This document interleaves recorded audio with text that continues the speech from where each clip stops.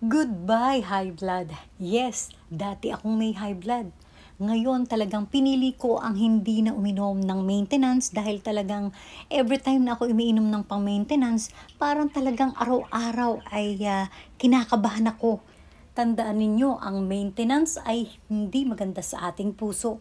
Lalo na kung ikaw ay nakapapansin mo na talagang kabog ng kabog kapag hindi ka umiinom ng pang-maintenance. Sa ngayon, hindi na ako umiinom ng pang-maintenance, nag-iba ako ng routine.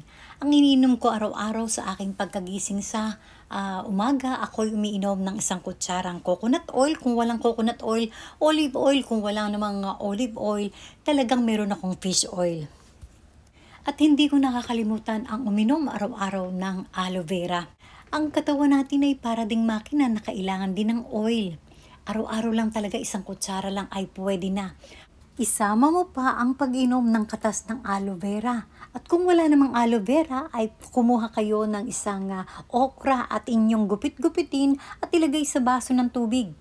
So, langis plus madulas ay talagang gaganda ang daloy ng ating dugo up and down.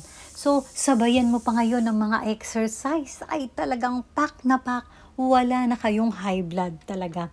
So, ito ang gawin yung routine talaga. So, sa ngayon talaga, tuwang-tuwa ako talaga dahil wala naman akong ginagawa sa buhay ko. Ako ay nagwo-walking sa umaga, tanghali, hapon. So, pwede rin naman sa umaga lang at pwede rin naman sa gabi lang.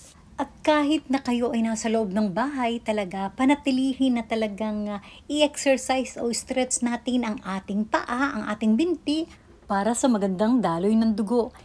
Paano naman yung mga nasa bahay lang na hindi naman po pwedeng mag-jogging ng ganong kahabang oras? So guys, pwede rin naman na nandiyan ka lang sa bahay mo pero ang gagawin mo ay talagang panatilihin mo ang pag-exercise sa iyong paa.